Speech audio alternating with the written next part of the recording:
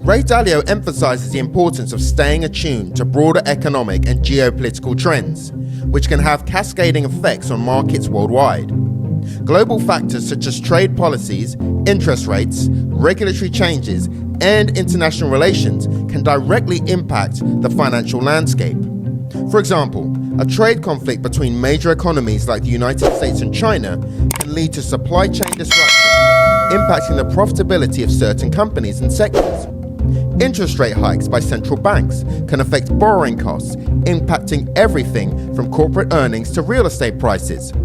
By staying aware of these developments, investors are better positioned to adjust their portfolios in response to these shifts, either by increasing exposure to resilient assets or by reducing holdings in vulnerable areas. Ray Dalio's approach to investing is nothing short of extraordinary, and here's why. He simplifies complex ideas into actionable frameworks. One of his core principles is the idea of valuing investments based on the present value of future cash flows.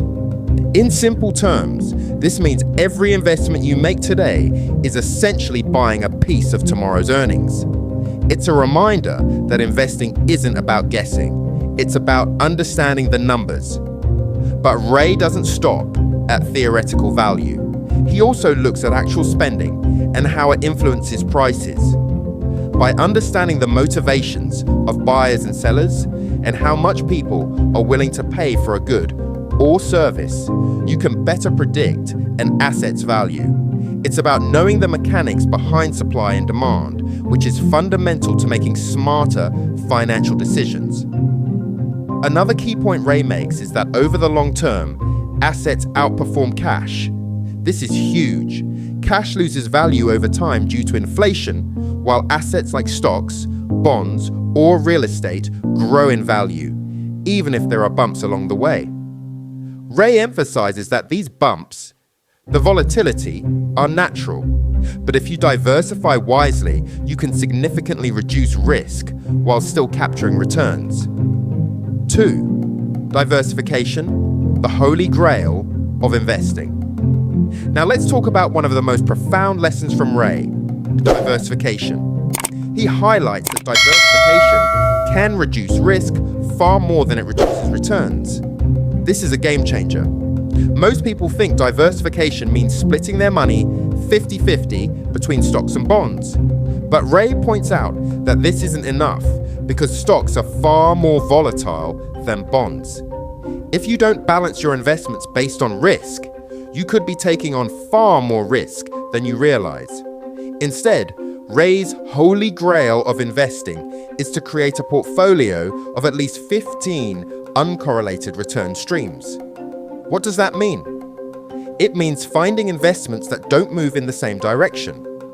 For example, when stocks go down, bonds might go up, or commodities like gold might stay stable.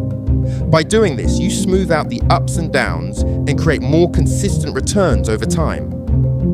And then there's the idea of return streams. Ray divides these into two categories, beta and alpha.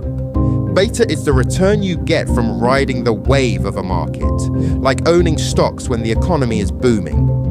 Alpha, on the other hand, is the extra return you can generate by being smarter or faster than everyone else, but it's a zero-sum game.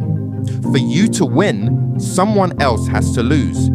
This is why alpha is much harder to achieve and why most investors are better off focusing on beta through broad market diversification. 3. Practical personal finance advice. Now let's break down how you can apply Ray's principles to your life. Here are 3 actionable takeaways. 1. Stop hoarding cash. Inflation eats away at its value over time. Start putting your money to work in assets like stocks, real estate, or index funds. The sooner you start, the more you benefit from compounding returns. For example, according to Cash Savings VC's investing, a £1 million investment in global stocks 20 years ago would have grown to £6,335,259, while the same amount in cash would have only reached £1,725,923. 2. Diversify wisely. Don't just invest in one thing. Look for assets that perform differently in various economic conditions. If you're not sure how to build a diversified portfolio, consider a low-cost balanced fund or consult a financial advisor. You can find these funds through the likes of Vanguard, Fidelity, BlackRock, and many more, but please do your own research before making any decisions. 3. Think in terms of risk, not just return. A 10% return isn't worth it if the risk is sky high. Balance your portfolio based on how much risk each investment carries, not just a dollar amount. Tools like risk parity funds can help simplify this process. The key takeaway?